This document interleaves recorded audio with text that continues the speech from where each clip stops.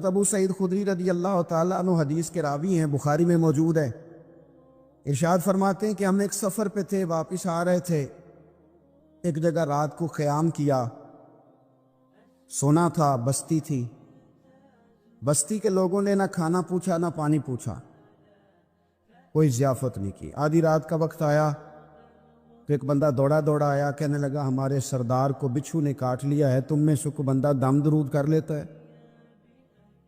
تو ایک صحابی کہنے لگے کر تو لیتے ہیں، پر تم نے چونکہ ہمیں کھانا پانی تک نہیں پوچھا، تم اگر دم کراؤ گے تو مفت نہیں کریں گے۔ بخاری پڑھ رہا ہوں، پیسے لگیں گے۔ کتنے پیسے؟ بکریوں کا ایک ریوڑ پورا۔ شارحین نے لکھا ہے 40 بکریاں، کنے دما دیاں؟ او بھائی اس سے کوئی بندہ جواز نہ لے کہ پیسے لینے جائز ہیں، اس سے جواز نہ حاصل کرے۔ اب بات کو سمجھیں، پس منظر کیا ہے؟ پانی تک نہیں تم نے پوچھا۔ کچھ لوگوں کا علاج ہوتا ہے، انہوں نے کہا پیسے لیں گے دم کر دیں گے۔ صحابی نے کہا، حضرت ابو سعید خدری رضی اللہ تعالیٰ عنہ فرماتے ہیں وہ چونکہ تنگ تھے، بچھو کاٹ کے، اور سردار کو کہا چل تو صحیح نا۔ وہ صحابی گئے، سورہ فاتحہ پڑھ کے دم کیا، اور حدیث بخاری سے میں آپ کو دکھاؤں گا۔ لوگ کہتے ہیں دم کدھر سے آ گیا؟ بخاری پڑھ رہا ہوں، صحیح بخاری۔ شفا تو اللہ نے دینی ہے نا، رب کریم نے شفا دے دی۔ بکریاں لے لیں، آ گئے جہاں آرام کر رہے تھے اس جگہ۔ صحابہ میں اختلاف ہو گیا، کچھ کہنے لگے بکریاں لینی چاہیے تھی، کچھ کہنے لگے نہیں لینی چاہیے تھی۔ حضرت ابو سعید خدری رضی اللہ تعالیٰ عنہ فرماتے ہیں پھر ہم نے فیصلہ کیا چپ کر کے سو جاؤ، صبح حضور کی بارگاہ میں جائیں گے۔ اگر کریم نے کہا لینی چاہیے تھی پھر تو موج بن گئی، اور اگر کہا نہیں لینی چاہیے تھی تو بکریاں ہانک کے واپس کر جائیں گے۔ مسئلہ کیا ہے؟ کہتے ہیں صبح گئے حضور کی بارگاہ میں، جا کے مسئلہ عرض کیا، یا رسول اللہ انہوں نے بھی پانی کوئی نہیں پوچھا تھا، ہم نے بھی کہا دم کریں گے تو پیسے لیں گے، تو ہم نے یہ بکریاں لی ہیں۔ شارحین لکھتے ہیں 40 تھی شاید۔ تو یا رسول اللہ اب کیا کریں؟ حضور مسکرانے لگے اور مسکرا کے پوچھا اچھا پڑھا کیا تھا؟ یا رسول اللہ سورہ فاتحہ۔ فرمایا سکھائی کس نے تھی؟ کہا یا رسول اللہ آپ نے۔ فرمایا پھر آدھی بکریاں میری ہیں آدھی تمہاری ہیں۔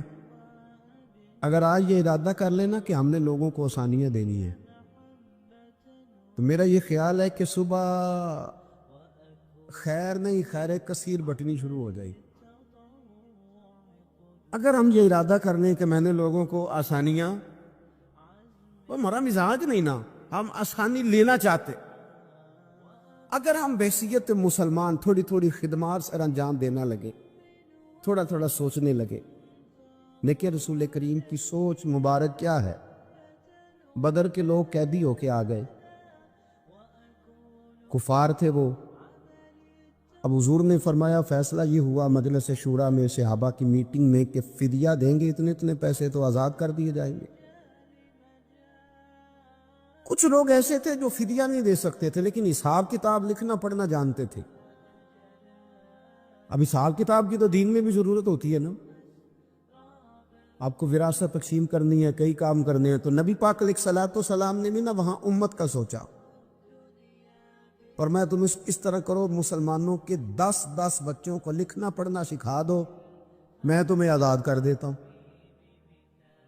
وصیت قوم کی فلاح و بہبود کے لیے جو نبی پاک کے نظریات ہیں، جو حضور کے افکار ہیں، ان 10 بچوں کو لکھنا پڑھنا سکھا دو۔ یار میری سوچ ہمیشہ یہ رہتی ہے کہ میرے بچے لکھ پڑھ جائیں۔ یہ کیوں نہیں سوچتا کہ میرے محلے کے سارے بچے اگر پڑھ جائیں گے تو یہ محلہ پڑھے لکھے لوگوں کا محلہ کہلائے گا، میرے سمیت لوگ کہیں گے کہ بڑی شستہ آبادی ہے۔ میری سوچ کیوں اڑ جاتی ہے کہ فقط میرا ہی بچہ آگے نکلے، تو اپنے فیض کو کھول کے عام کیوں نہیں کرتا؟ تو یہ کیوں نہیں سوچتا کہ جو شجرے سایہ دار ہوتا ہے نا میرے بھائی، وہاں جو بھی آتا ہے وہ پھل کھا کے جایا کرتا ہے، وہ جو بھی آتا ہے وہاں پھل کھاتا ہے۔ اپنا ایک ذہن بنائیں نفع دینے کا، ایک سوچ بنائیں کسی کا فائدہ کرنے، ارادہ کرے کسی کے کام آنے کا، کسی کے لیے بہتری کرنے کا، کسی کے لیے آسانیاں فراہم کرنے کا، کسی کو سہولت دینے کا۔ میرے رسول کریم سید عالم صلی اللہ علیہ وسلم نے توجہ دلاتے تھے. حضور علیہ السلام نے فرمایا درخت بھی لگاؤ، کھیتیاں بھی لگاؤ. یا رسول اللہ صلی اللہ علیہ وسلم کچھ ملے گا؟ تو حضور نے فرمایا اس کھیت سے، اس درخت سے جب تک کوئی جاندار فائدہ اٹھاتا رہے گا اللہ تمہارے نامہ اعمال میں نیکیاں درج فرماتا رہے. کوئی درخت ہی لگا دو، کچھ کاری دو. محمود غزنوی گزر رہے تھے تو ایک بوڑھے کو دیکھا، اس کے ہاتھ کامتے ہیں تو پھر بھی وہ زمین کھود رہا ہے اور ایک درخت لگا رہا ہے. تو محمود غزنوی اس بوڑھے کو دیکھ کے نا تو بڑے حیران ہوئے، اس کے قریب گئے. تو دو قسم کی سوچیں ہوتی ہیں نا، ایک یہ سوچ ہوتی ہے کہ بڑا لالچی ہے، اس عمر میں بھی یہ کیا کر رہا ہے، یہ بھی سوچ ہوتی ہے. اور ایک سوچ یہ ہوتی ہے کہ یار کتنا بھلا آدمی ہے، دیکھو اب بھی محنت کر کے گزر رہا. سوچ ہی ہے نا، منفی کر لیں یا مثبت کر لیں. تو محمود غزنوی آگے بڑھے اور آگے بڑھ کے نا تو آپ اس بوڑھے سے کہنے لگے کہ بابا یہ کیا کر رہے ہو؟ تو کہنے لگے میں درخت لگا رہا ہوں. تو کہنے لگے بزرگوں اب آپ کی جو عمر ہے نا، یہ عمر نہ تو آپ اس کے پھل کھا سکیں گے، نہ چھاؤں میں بیٹھ سکیں گے، اور آپ کو تکلیف بھی بڑی ہے. تو بابا جی محمود کو جانتے ہی نہیں تھے، پلٹ کے کہنے لگے بیٹا چلو میں نہیں پھل کھاؤں گا تو میرے پوتے تو کھائیں گے نا، میرے نواسے تو کھائیں گے نا. تو آپ چھوڑے مجھے، میں تو اگلی نسلوں کا بھلا کر رہا ہوں. اب یہ سوچ ہماری بڑی کم ہوتی، یہ بڑی کم سوچ ہوتی. پوتے کھائیں گے، نواسے کھائیں گے. تو محمود غزنوی بادشاہ تھے، بڑے راضی ہوئے، کہنے لگے یار بابا تیری تو سوچ بڑی شاندار ہے، قوم کا نفع کرنے والی سوچ ہے. اس نے کہا ایک تھیلی اشرفیوں کی بابا جی کو دے دو. بابا جی نے نا وہ تھیلی اشرفیوں کی جب قبول کی، پکڑی تو بابا جی بڑے مسکرائے. محمود کہنے لگا کیا ہوا؟ تو فرمانے لگے بیٹے تم نے تو کہا تھا کہ میں اس کا پھل نہیں کھاؤں گا، میں نے تو ابھی لگایا نہیں ہے، اللہ نے پھل مجھے پہلے ہی عطا فرما دیا. تم تو کہہ رہے تھے کہ پھل نہیں کھاؤں گا، ابھی تو لگایا نہیں تو اللہ نے پھل دے دیا. محمود بڑا راضی ہوا، اس نے کہا یار بابا تو بڑی اونچی سوچ کا مالک ہے، ایک تھیلی اور دو بابا جی کو، اور دے دو ایک تھیلی. ایک اور تھیلی دی بابا جی کو تو بابا جی پھر ہنسے، کہنے لگے محمود میرا خلوص دیکھ، میں اللہ کے بندوں کا نفع کرنا چاہتا تھا نا تو میں نے ابھی لگایا نہیں. لوگوں کے باغ میں سال میں ایک دفعہ پھل لگتا ہے، اللہ نے مجھے 2 دفعہ پھل عطا کر دیا. محمود نے کہا تیسری بھی دو بھی بابا جی کو تھیلی. آپ سوچ تو بنائیں نا صاحب.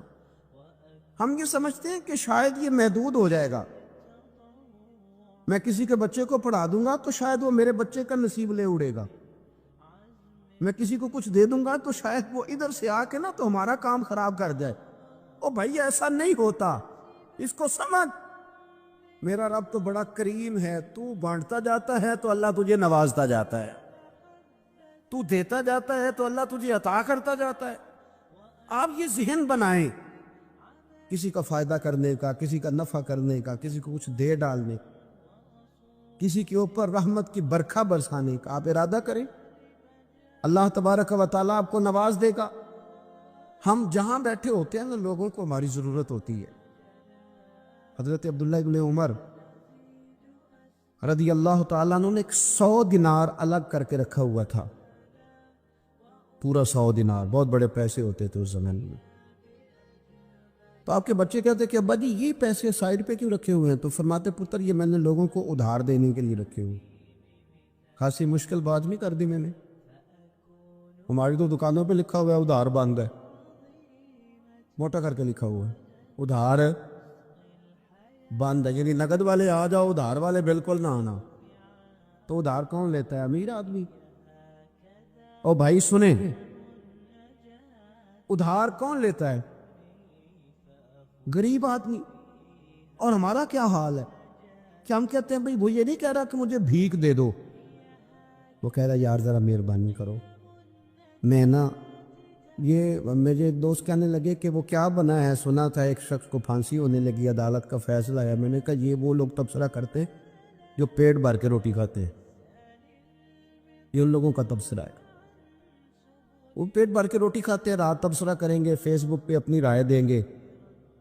لیکن جو آدمی آدھا کلو گھی صبح فیکٹری جانے سے پہلے گھر دے گیا تھا نا، وہ جب رات کو آتا ہے تو اس کی بیوی ڈرتے ہوئے اسے یہ نہیں کہتی کہ وہ عدالت کے فیصلے کا کیا بنا ہے. اس کی بیوی تو اس کو کہتی ہے کہ وہ جو آپ گھی لائے تھے وہ ختم ہو گئے. اور سویرے بچوں نے جب سکول جانا ہے تو پراٹھے بنانے کے لیے میرے پاس گھی کوئی نہیں. یقیناً آپ کو تکلیف ہوگی، تو اب کرنا کیا ہے؟ تو میرے بھائی، ان کو کہاں تبصرہ یاد رہتا ہے کہ آج نئی بات کیا ہوئی ہے، تو کوئی نئی خبر سناؤ تو اور پھر سناؤ تو کوئی نئی تازی. یہ باتیں تو ان کو یاد رہتی ہیں جو پیٹ بھر کے کھاتے، جن کو پھر کوئی فکر نہیں. ان لوگوں کے یہ کام ہے، وہ کریں گے سیاسی تبصرے.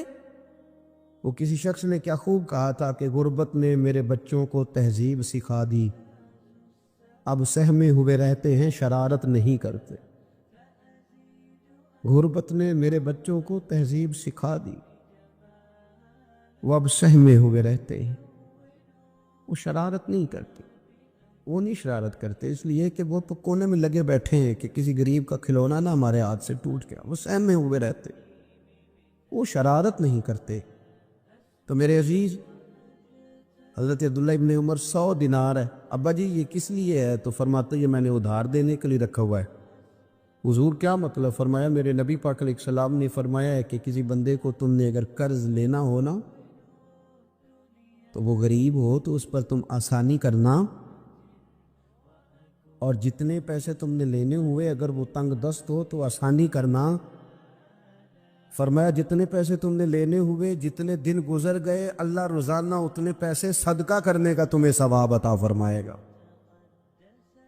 تو میں نے یہ غریبوں کی مدد کے لیے رکھے ہوئے ہیں. کوئی غریب لے جاتا ہے، اپنا کام چلا لیتا ہے، پھر وہ واپس کر دیتا ہے تو میں کسی نئے کو دے دیتا ہوں، تو اپنا کام چلا لیتا ہے. یارو ہاں، کچھ لوگ ایسے ہوتے ہیں جن کے جنازوں پہ لوگ آ کے بتاتے، جنازوں پہ آ کے بتاتے ہیں کہ جب میری بیٹی کی شادی تھی تو یہ بابا رات کی تنہائی میں آیا تھا.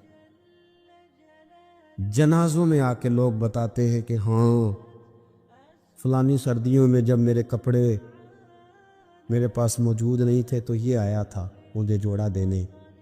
اور پھر لوگ بہت بڑے پروفیسر، لیکچرار، عالم فاضل آ کے بتاتے میرے پاس کتابوں کے پیسے کوئی نہیں ہوتے تھے، اور یہ مرد قلندر تھا جو ہر امتحان سے پہلے آتا تھا اور آ کے مجھے کہتا تھا کہ یہ پیسے رکھ لو، کوئی نہیں میں لے لوں گا، واپس ہو جائے گا. یار آپ کسی کو آسانی دینے کا ارادہ تو کریں. مسلم شریف کی حدیث ہے، میرے رسول کریم سید عالم صلی اللہ تعالیٰ علیہ وسلم نے ارشاد فرمایا کہ تاجر قیامت میں اللہ کی بارگاہ میں کھڑا کیا جائے گا تو اللہ فرمائے گا جاؤ میں نے تمہیں جنت دے دی، جاؤ جنت میں.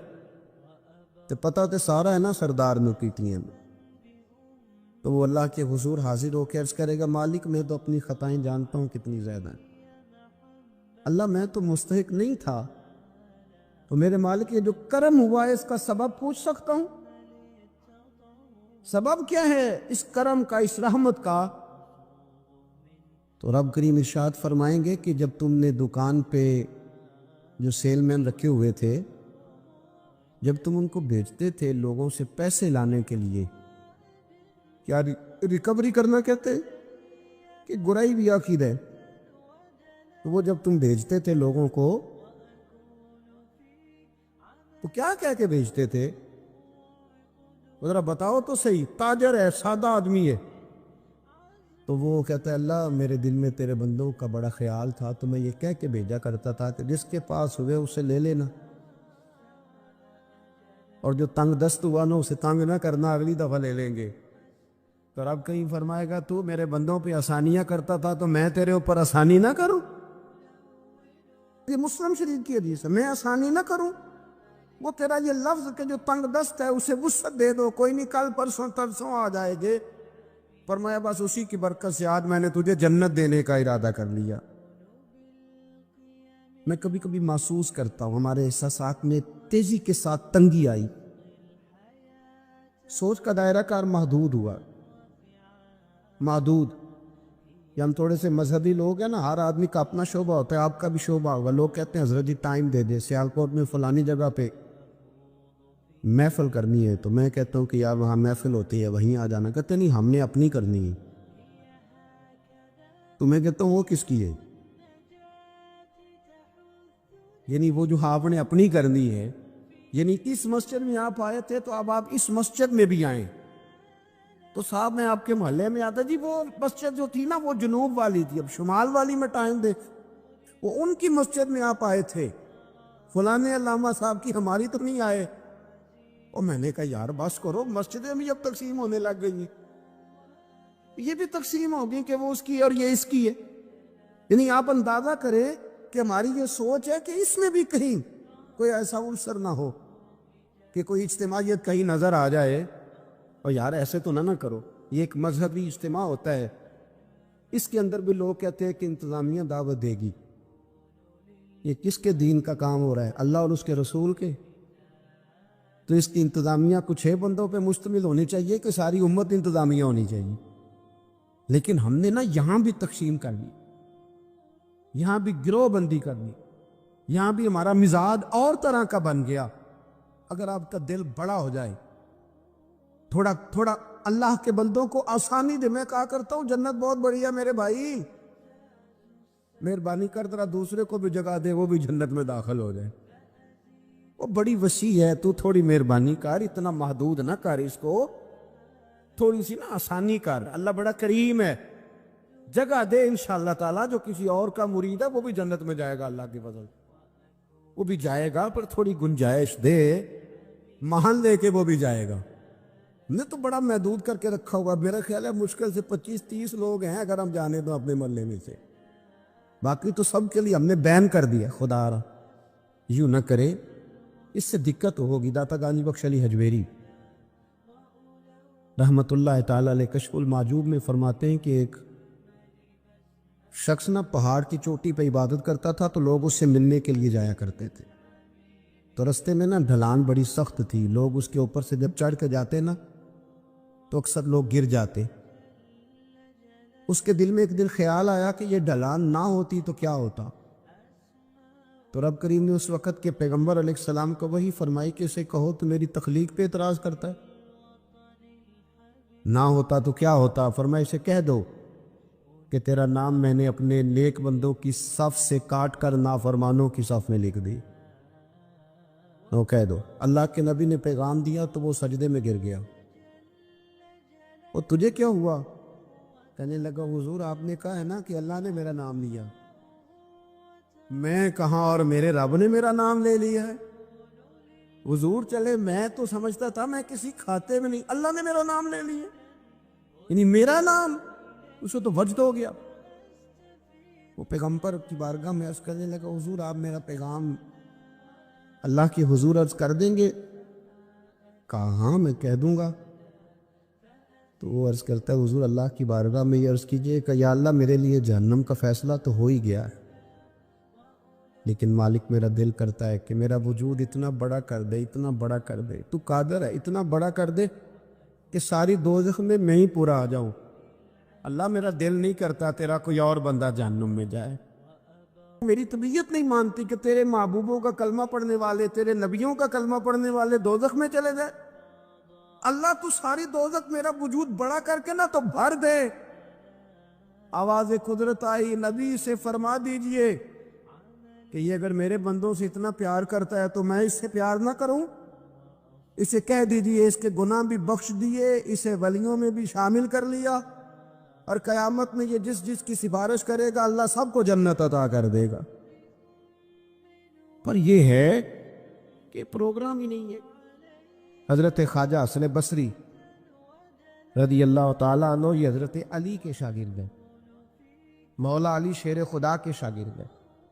اور ایک روایت ایسی بھی ملتی ہے کہ بچپن تھا ان کا تو نبی پاک کے گھر چلے جاتے تھے. تابعی ہے، بہت چھوٹے تھے جب حضور کا وصال ہوا، صحابہ کے شاگرد ہیں. ایک دفعہ حضرت ام سلمہ کہتی ہیں کہ نبی پاک صلی اللہ علیہ وسلم کا بچا ہوا پانی پڑا تھا تو وہ بھی حضرت حسن بصری اٹھا کے پی گئے. یعنی حضور علیہ السلام کا جھوٹا پینے کا بھی اللہ نے انہیں، لعاب دہن شدہ پینے کا بھی، پڑے صاحب بصیرت تھے. ایک بہت مالدار 30 سال کا نوجوان آ گیا, عبد الواحد زید. حضور میں نے مرید ہونا ہے. آپ نے فرمایا تو میرا بھائی بن جا, مجھ سے دین سیکھ, مرید ہو کے کیا کرے گا؟ کہنے لگا حضور میں باریکی تک پہنچ گیا ہوں.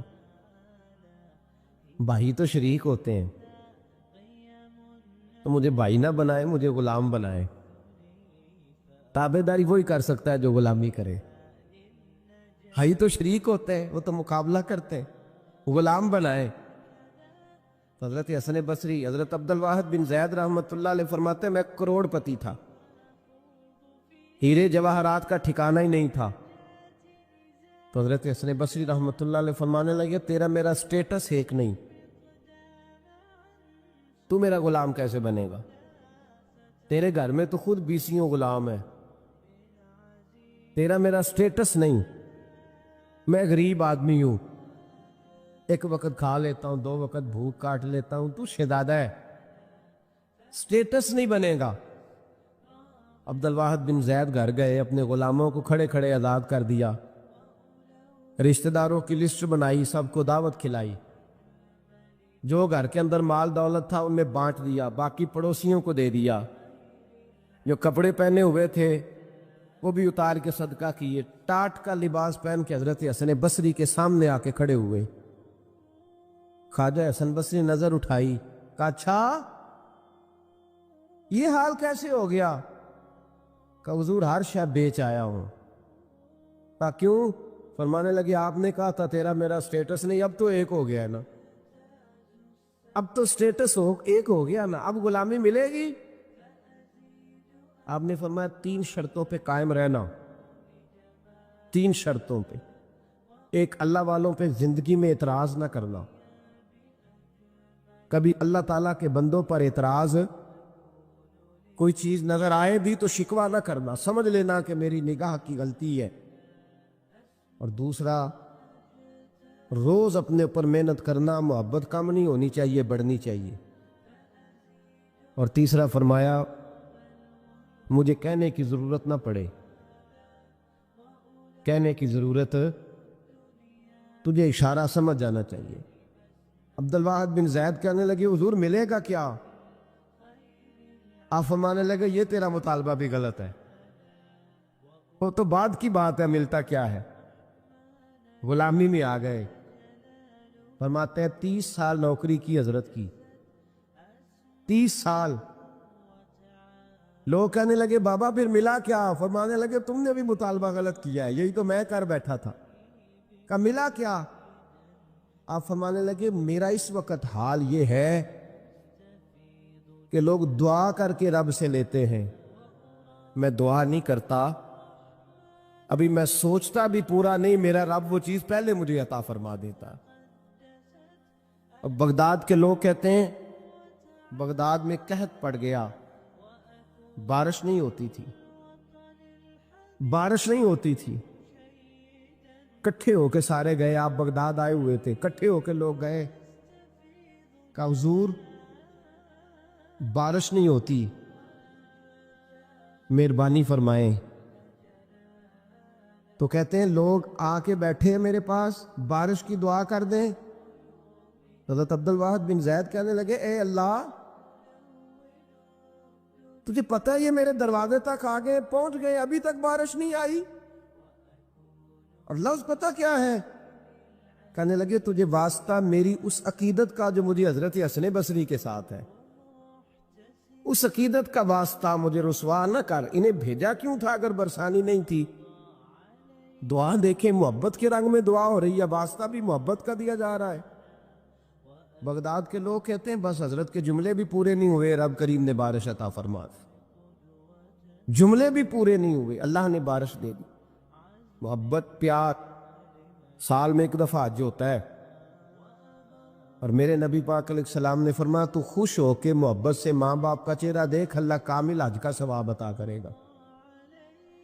یا رسول اللہ اگر 100 دفعہ دیکھوں تو فرمایا 100 دفعہ حج کا ثواب. تو سال کے بعد حج ہو تو اگر دن میں 100 دفعہ ہو جائے تو زیارت افضل ہوئی کہ عبادت افضل ہوئی؟ نبی پاک صلی اللہ علیہ وسلم نے فرمایا النظر الی وجہ العالم عبادہ، اگر تو کسی عالم کے چہرے کو دیکھتا بھی رہے تو رب تجھے اپنی عبادت کا درجہ عطا فرمائے گا۔ تو کر تو آپ زیارت رہے ہیں، ثواب کس بات کا مل رہا ہے؟ تو یاد رکھ لیں، محبت میں کمزوری نہیں ہونی چاہیے۔ محبت جس کی کمزور ہو گئی ختم ہو گئی۔ ایک منٹ کے لیے بھی اپنے اوپر یہ یاد رکھے، وہ کہا تھا حضرت سلطان بہو نے، جو دم غافل سو دم کافر۔ یاد رکھ، عقیدتوں میں جب لچک آتی ہے نا، جب کمزوری پیدا ہونے لگتی ہے، کمزوری، پھر رشتے سہاروں کے محتاج ہونے لگ جاتے ہیں، پھر رشتے سہاروں کے محتاج ہوتے ہیں، پھر گفتگو کے محتاج ہوتے ہیں، سمجھانے کے محتاج ہوتے ہیں، پھر توجہ دلانے کے۔ اور جب رشتے سہاروں کے محتاج ہوتے ہیں تو پھر رشتے بے ساکھیوں والے ہو جاتے ہیں، لنگڑے ہو جاتے ہیں، پھر ان کا حسن ضائع ہو جاتا۔ اقبال نے کہا تھا، نہ وہ حسن میں رہی شوخیاں، نہ وہ عشق میں رہی گرمیاں، نہ وہ غزنوی میں تڑپ رہی، نہ وہ خم ہے زلف ایاز میں۔ وہ کیفیت نہیں رہتی جس کو کہنا پڑا، بتانا پڑا، سمجھانا پڑا۔ اس نے تو بیساکھی مانگی ہے۔ بیساکھیاں نہ مانگے، اپنی محبت کو دوام دیں، روز نئے سے نیا زاویہ۔ کسی نے حضرت ابو بکر صدیق رضی اللہ تعالیٰ عنہ کے بارے میں بڑا خوبصورت جملہ لکھا ہے۔ انہوں نے لکھا ہے، قریب رہنے والے کی محبت کم ہوتی ہے۔ یار کتنا بندہ قریب رہ سکتا ہے؟ حد ہوتی ہے نا۔ کہنے لگے یہ عجیب شخص ہے، ہمیں عجیب نسخہ بتا گیا ہے۔ کہتے ہیں قریب رہنے سے محبت کم نہیں ہوتی، بلکہ محبت تو تب بڑھتی ہے کہ بندہ قبر میں بھی ساتھ اکٹھا ہو جائے۔ وہ جاتی دفعہ مزار کا بھی ساتھ لے گئے، اپنے اوپر رب رسول کی محبت کا رنگ چڑھائے اور اس رنگ پہ مضبوطی ڈالے۔ او کچا رنگ للاری والا جڑا چڑھدا لیندا رہندا، عشق تیرے دا رنگ محمد چڑھ جائے پھر نہیں لیندا۔ کام سارے ہی ہو جاتے ہیں، لیکن جو محبت ہے نا، ہمارے سلاسل طریقت میں 3 چیزیں ضروری ہیں۔ ایک محبت، دوسری عقیدت، تیسرا ادب۔ یہ 3 چیزیں جتنی جتنی پختہ ہوتی جاتی ہیں، فیض کے دروازے اتنے زیادہ کھلتے جاتے ہیں۔ فیض کس کو کہتے ہیں؟ یہ بھی سن لیں، فیض کا مطلب یہ ہوتا ہے کہ میری طرف میرے پیر کی کتنی توجہ ہے، خدا کی کتنی توجہ ہے، اور محمد مصطفیٰ کی کتنی توجہ ہے صلی اللہ علیہ۔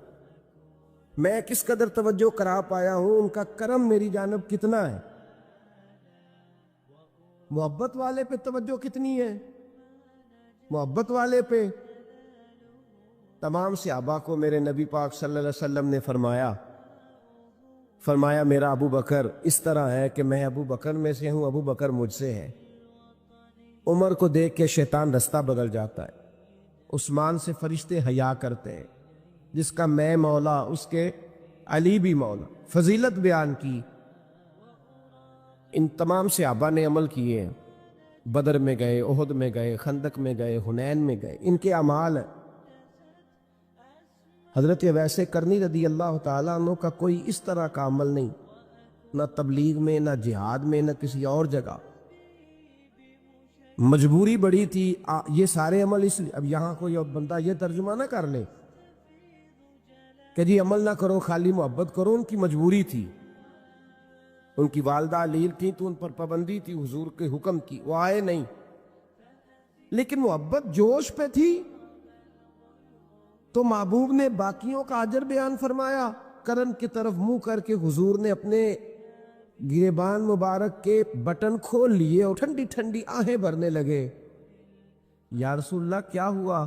فرمایا ادھر میرا ایک دیوانہ رہتا ہے تو وہاں سے مجھے ٹھنڈی ہوائیں آتی ہیں۔ محبت کا اجر ہے، محبت کا اجر۔ جو عمل کرنے والے تھے ان کو حضور نے ثواب بتلایا ہے، ثواب بتلایا، اور پھر اس محبت کرنے والے کا اجر بیان کیا۔ اس کا یار اتنا اجر رکھ دیا، اتنا اجر رکھ دیا۔ جو محبت کرنے والے تھے ان کا اجر کیا بیان کیا؟ حضور نے فرمایا علی اور عمر میرا جبہ لے کر کے جائیں، حضرت عبد الرحمن ابن عوف جیسے لوگ جو عشرہ مبشرہ میں سے ہیں وہ منتیں کر رہے ہیں کہ حضور کا کرتا مل جائے. کرتا یہاں لوگ بھاگ رہے ہیں کہ نبی پاک صلی اللہ علیہ وسلم کے وضو کے بچے ہوئے پانی کا تھوڑا سا حصہ مل جائے. ایک منہ مبارک کے لیے صحابہ تڑپ رہے ہیں کہ ایک بال مبارک منہ مبارک نصیب ہو جائے. اور وہ جو محبت کرتے ہیں اور دور رہتے ہیں ان کو میرے مصطفیٰ نے فرمایا میرا جبہ لے جاؤ. اور ڈیوٹی کس کی لگائی؟ فرمایا علی جائے اور عمر جائے. دے کے آئے. خشک لوگ زندگی گزارنے لگے ہیں، محبت کا سوتا ہی خشک ہو گیا ہے. موٹا موٹا سا عمل، موٹی موٹی سی بات کرو. تمام صوفیاء نے اپنی زندگی لگائی اس کام پہ دی ہے. وہ کہتے ہیں تیری عبادت ناقص ہو کے بعض اوقات واپس لوٹ آتی ہے، ضائع ہو جاتی ہے. محبت ناقص نہیں ہوا کرتی. محبت میں تو کوئی گناہگار بھی ہو جائے تو میرے رسول فرماتے ہیں غلطی ہو گئی تو کیا ہوا، خدا سے بھی پیار کرتا ہے، محمد مصطفیٰ سے بھی پیار کرتا ہے. محبوب تو دیکھیے نا، صحابی ہیں حضور سے پیار کرنے والے، شراب پی بیٹھے. بخاری مسلم پڑھیے، شراب پی لی، خود در رسول پہ آئے، یا رسول اللہ غلطی ہو گئی معاف کر دے. کیا ہوا؟ شراب پی لی ہے، بھول گیا تھا، بچپن سے پیتا آ رہا تھا. حضور نے فرمایا منہ سونگو. سونگا تو کہا حضور بدبو تو آ رہی ہے شراب کی. فرمایا باہر لے جاؤ، کوڑے مارو. صحابہ کہتے کوڑے لگ رہے تھے اور اندر نبی پاک بے چینی کے عالم میں ٹہل رہے تھے. بے چینی کے عالم. ایک صحابی نے کہا حضور اس ملعون کے لیے معاذ اللہ اس کے لیے آپ، اس نے شراب پی اس کے لیے بے چین ہے. حضور نے فرمایا چپ کر جا، غلطی ہو گئی تو کیا ہوا، خدا سے بھی پیار کرتا ہے، محمد مصطفیٰ سے بھی پیار کرتا ہے. تیری محبت توجہ کرائے گی نبی پاک کی تیری طرف. جو محبت، عقیدت، ادب، وفا، جذبہ، حسن، تازگی، روحانیت، یہ سارے ایک معنی کے سارے الفاظ ہیں، ان کا مفہوم ایک نکلتا ہے. اگر زندگی محبت سے خالی ہو گئی تو اقبال نے کہا بجھی عشق کی آگ اندھیر ہے، اب یہ مسلمان نہیں یہ خاک کا ڈھیر ہے. اقبال کہتے ہیں اب تو ڈھیر ہے، کسی وقت بھی کوئی ہوا آئے گی تجھے اڑا کے لے جائے گی. تیرے اندر طاقت اور وزن اتنی دیر رہے گا جتنی دیر رسول اللہ کا پیار تیرے دل میں زندہ رہے گا، جتنی دیر محبت تیرے دل میں. ہمارے صوفیاء نے پیار ہی تو سکھایا ہے، ہمارے صوفیاء نے محبت ہی تو سکھائی ہے، ہمارے اہل اللہ نے پیار ہی تو سکھایا ہے. اتنا پیار کہ حضرت امیر خسرو رو ہی پڑے. اور حضرت خواجہ نظام الدین رحمت اللہ علیہ سے کہنے لگے محبوبہ جنت میں تو پتہ نہیں کب جانا ہے، کس وقت کے بعد جانا ہے، میرا نہیں گزارا. تو اپنے رب سے دعا کر کہ مجھے اتنی گنجائش مل جائے کہ میں قبر میں بھی آپ کے ساتھ ہی دفن ہو جاؤں. پتہ نہیں کب قبریں کھلیں گی، کب دوبارہ رشتہ قائم ہوگا وہ والا. تو بھائی یہ جو پیار ہوتا ہے نا یہ توانائی دیتا ہے، محبت جگا دیتی. اسی طرح کی اسلامی ویڈیوز دیکھنے کے لیے ہمارے چینل کو لازمی سبسکرائب کریں اور بیل آئیکن کو دبا دیں تاکہ آنے والی ویڈیوز کی نوٹیفیکیشن آپ تک پہنچ سکے. جزاک اللہ خیر.